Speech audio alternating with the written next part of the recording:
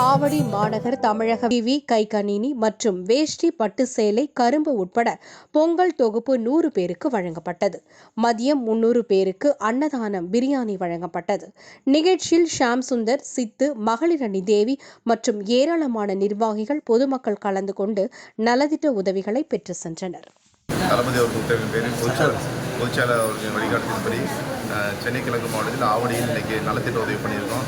கார்த்திக் அவர் தலைமையில் பண்ணியிருக்காங்க. நல்லா சிறப்பாக பண்ணியிருக்காரு. குழந்தைங்களுக்கு டேப், மக்களுக்கு கம்ப்யூட்டர்ஸ், லேப்டாப்ஸ், டிவி கொடுத்துருக்காங்க.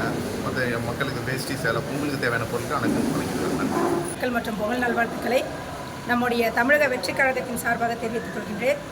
நமது தமிழக வெற்றி கழகத்தின் தலைவர் திரு விஜய் அவர்களின் வழிகாட்டுதலின்படி பொருளாளர் திரு ஆனந்த் அவர்களின் சொல்லுக்கிணங்க அம்பத்தூர் கிழக்கு மாவட்ட திரு பாலமுருகன் சார் அவர்களின் வழிகாட்டுதலின்படியும் இன்று நம் ஆவடி தொகுதியில் மிக சிறப்பான முறையில் மிகப்பெரிய மக்களுக்கான ஒரு நலத்திட்ட உதவிகளை திரு கார்த்திக் அவர்கள் ஏற்பாடு செய்திருந்தார்.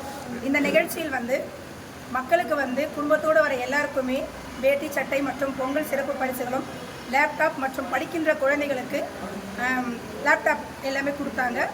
டிவியே இல்லாமல் இருக்கிற நம்ம ஜனங்களுக்கு டிவி கொடுத்தார் நம்ம கார்த்திக் சார்.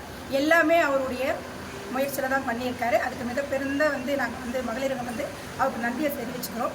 ஏன்னா நம்ம தளபதி அவர் என்ன சொல்லியிருக்காருன்னா, நம்ம மக்களுக்கு நம்மளால் என்ற உதவிகளை இருக்கிறவங்க எங்கேயாவது இது பண்ணி இல்லாதவங்களுக்கு செய்யுங்கன்னு சொல்லியிருக்காரு.